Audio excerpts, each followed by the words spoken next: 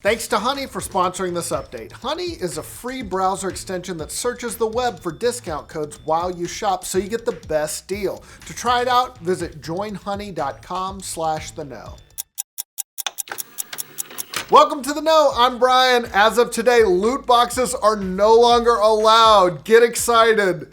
Well, if you're in the Netherlands, that's where this happens. This follows a ruling by a Dutch government agency that classifies them as gambling and also imposes fines on games that have them. And Dutch gamers, they're already seeing the effects in games like Counter-Strike Global Offensive and Dota 2. Today, they got a message from Valve saying that the company had pulled the item trading and Steam Marketplace transfers for both games. The notification said that while Valve still doesn't understand or agree with the ruling, it is complying. We're seeing a number of governments around the world start to take a deeper look at loot boxes, but this is the first time a country has set a deadline for developers to get rid of them. And the penalties are really steep too. The Dutch Gaming Authority said it can impose administrative fines of up to 830,000 euros if gaming companies don't make adjustments. You might remember that Bethesda announced a new sci-fi game, Starfield, last week at E3, but officials are saying it might not be coming to this generation of consoles. Bethesda Game Studios creative director Todd Howard told GameSpot that it's not out of the question that the game might not release this generation. He added, though, that no final decision has been made, saying, "I'm going to be honest, I don't know the answer to that yet. I can't absolutely say yes to leaving current generation consoles behind.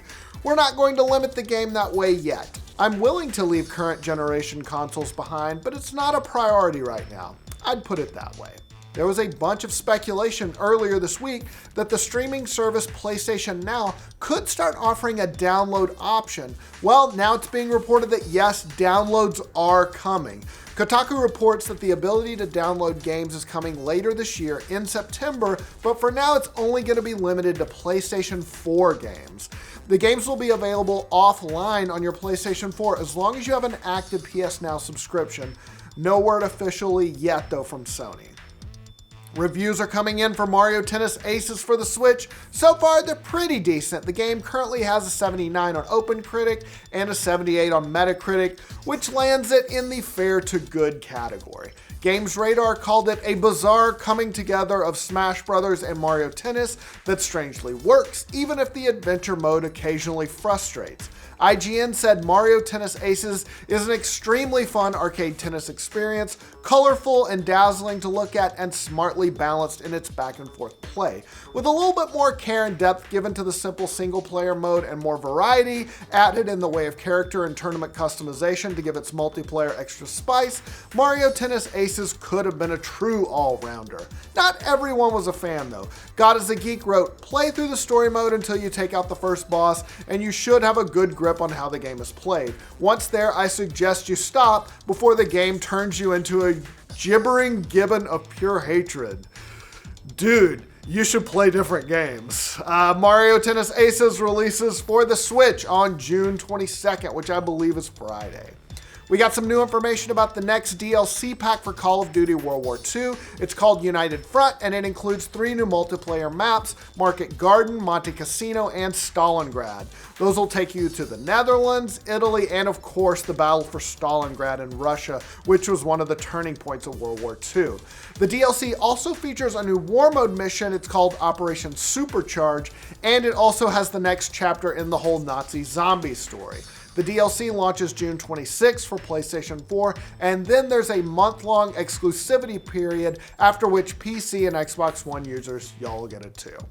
If you're a bargain hunter, a lot of really good PlayStation 4 games are about to get a big price drop. Sony has announced a greatest hits collection of some of its most popular PS4 games. The collection will cut the price of the games to $20, and it features some all-time greats including Uncharted 4, Bloodborne, Yakuza 0, Doom, and Metal Gear Solid 5, but there are a bunch of others as well. And those are some great prices if you haven't played those. The reduced prices will take effect on June 28th in the US and Canada, and they'll begin on July 18th in Europe and the UK. We have a release date for the latest game in the tactical franchise series, Valkyria Chronicles, one of my favorites. In a tweet, Sega said that Valkyria Chronicles 4 will release September 25th for PC, PlayStation 4, Xbox One, and Switch.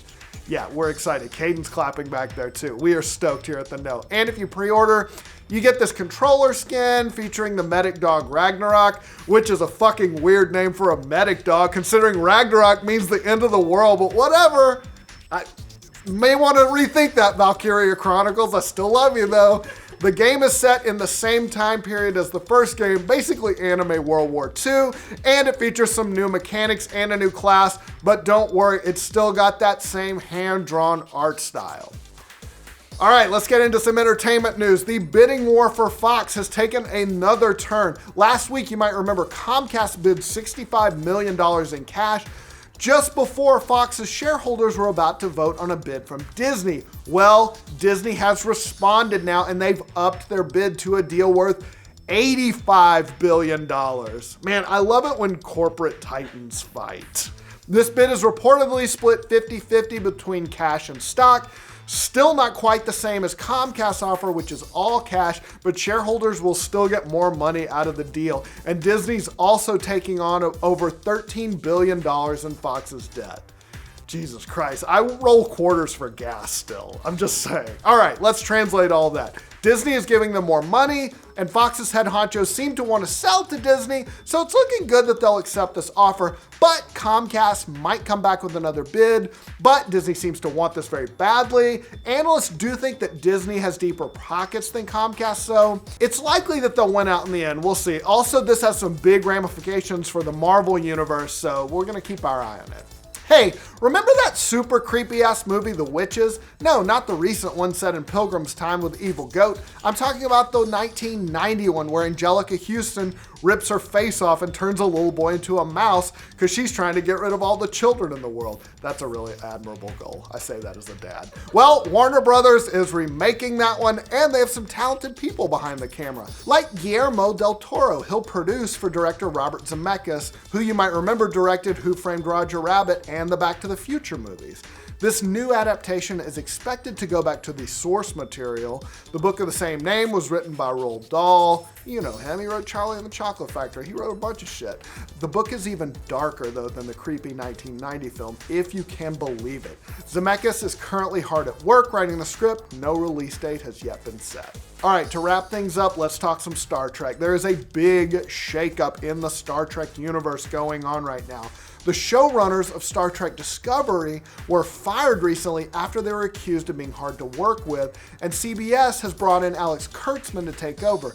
But hidden in that news of the restructuring was a tiny little tidbit that one of Kurtzman's plans was to launch a new show with Patrick Stewart in the lead. Holy shit. That's right, there's talk of a new Star Trek show that are gonna bring back Jean-Luc Picard. Fucking A. The studio won't comment on the deal as it is far from completed and may not happen, but we do know that Stewart has hinted at the possibility of Picard coming back as recently as a couple weeks ago. Also, he still looks exactly the same, so this will be awesome. So he seems down, the fans want it to happen, I want it to happen, make it happen, CBS. Come on. All right, that's all the news we got for today. Let us know what you think about all these stories down in the comments, and for all your news from every corner of the internet, like this video, subscribe to The Know. Shout out to Honey for sponsoring this update. There's an amazing free browser extension called Honey that millions and millions of people use every day to save money. If you buy stuff online, whether it's video games or PC hardware, it makes sense to get the best deal you can. That's where Honey comes in. While you shop, it scans and tests millions of discount codes to find the biggest discount on everything you buy online. Then, when you're ready to check out, it automatically applies the best discount to your cart. That means you can stretch your budget further and afford more games. For example, I shop on Amazon a lot. Kind of a junkie. I buy a lot of video games, even clothes, board games too. I buy a ton of stuff. Honey even finds sellers on Amazon that are offering the same product for less. So it doesn't change what I buy, but it does help me spend less on it. Honey works on Chrome, Firefox, Safari, all the major browsers. To give it a go and save money on all the stuff you're already buying, visit joinhoney.com/theknow.